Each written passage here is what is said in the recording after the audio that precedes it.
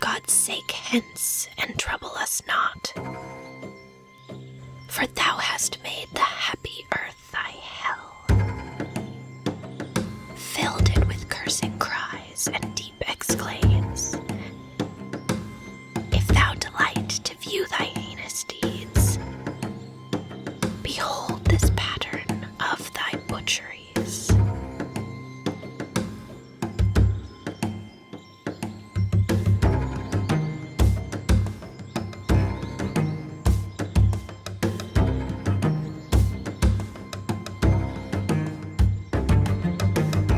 This is what we know. Anne Beaton, roughly 40 years of age, mother of one child, unmarried, living on her brother's 50-acre farm in what was called the Back Settlement, or Orwell Rear, was attacked and brutally murdered on the night of May 12, 1859. The weapon, a grubbing hoe. The murderer, never identified.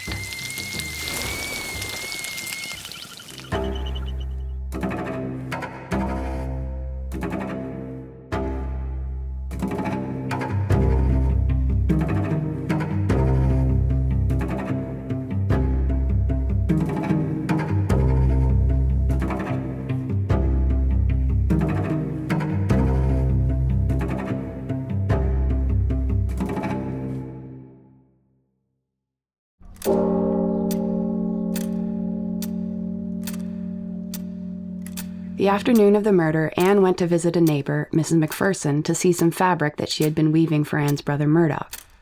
On the way, she stopped briefly at the Mathesons.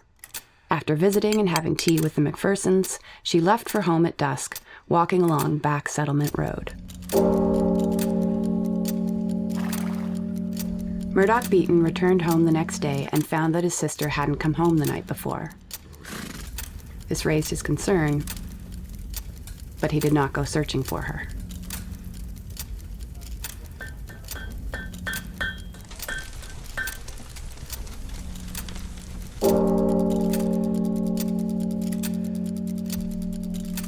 The next morning, as he went to work on a log fence at the back of his property, Murdoch discovered the body of his sister near the marsh formed by the Orwell River.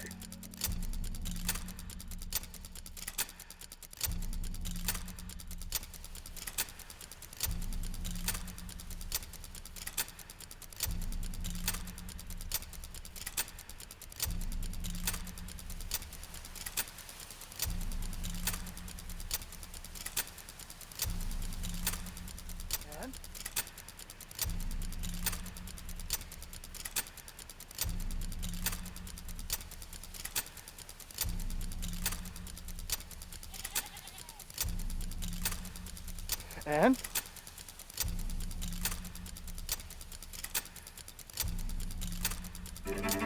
Murdoch ran to his neighbors distraught and yelling, "I saw something." And a crowd gathered around the brutally disfigured body of Anne Beaton, which was taken into a nearby barn.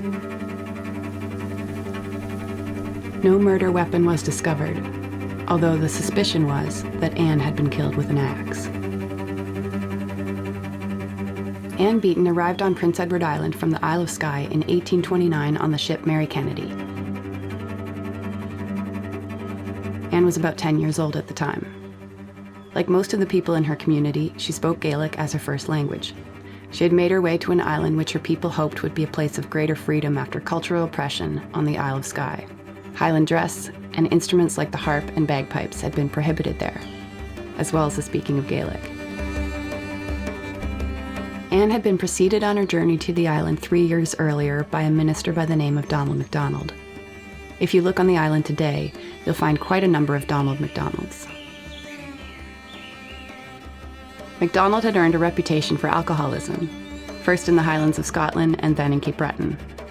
In 1828, he had abandoned ministry and was working odd jobs when he had what he reported to be a sudden supernatural deliverance from alcohol. He returned to preaching almost immediately and within 2 years had amassed several hundred followers. They were known as MacDonaldites and were often said to be under the works, that is, controlled by the Holy Spirit. Anne arrived in the midst of the revival of 1829, which would continue into 1830, and was likely surrounded by people caught up in the religious movement. MacDonald was a powerful orator, known to preach for up to 6 hours at a stretch in both English and Gaelic.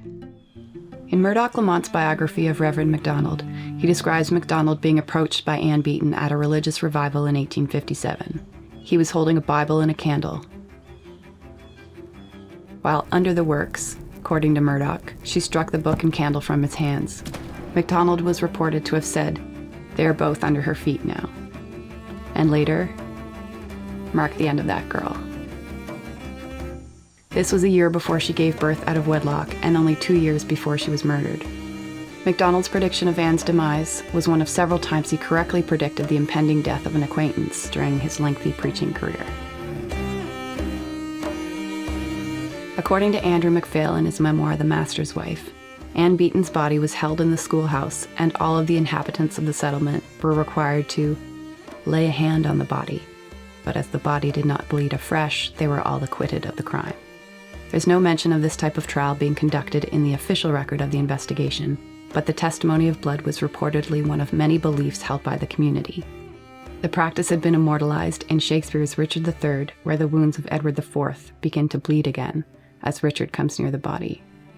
At any event, the afternoon that Anne Beaton's body was discovered, there was an inquest conducted by a panel of 12 men from the community, along with John McDougall, the local coroner. After deliberating until 7:30 p.m., or late into the night, as noted by McDougall, the jury adjourned to meet again the next day.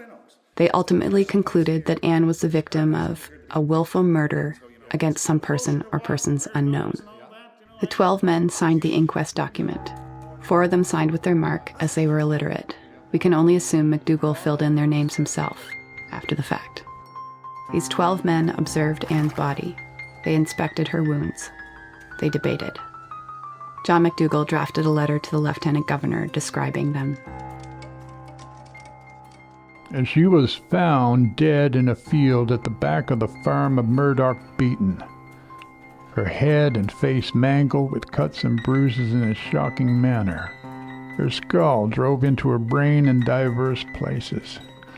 A portion of the brain with 2 upper teeth and large particles of the skull bone were found in a pool of blood near the body, which was lying in a hollow between 2 hills, as if placed there by the hand of the murderer after she was dead. The details of this letter made their way into the Examiner without edit, including the description of the pools of blood and driven-in skull. Skull, S-C-U-L-L. The word could be spelled either way in 1859. This level of gory detail was not at all uncommon in newspapers in the 19th century. What didn't make its way into the paper was something that McDougall committed to his notes, but did not share with the Lieutenant Governor. When McDougall returned to make a further examination the following morning, he discovered that Anne was not in the family way, but he found evidence that she had been violently raped. This knowledge likely stayed concealed from the public because, as Andrew MacPhail states, a certain woman was under suspicion until the end. But we now know definitively that the person who killed Anne Beaton was not a jealous woman who resented Anne's involvement with her husband. Her killer was a man. In a small community such as Orwell Rear, there could only be so many suspects. And here were 12 men from the village, drafted to serve as a jury to decide if Anne was murdered or not. Was one of these 12 men inspecting his work for the second time? Did he feign shock and horror? Did he wonder how someone could do such a thing?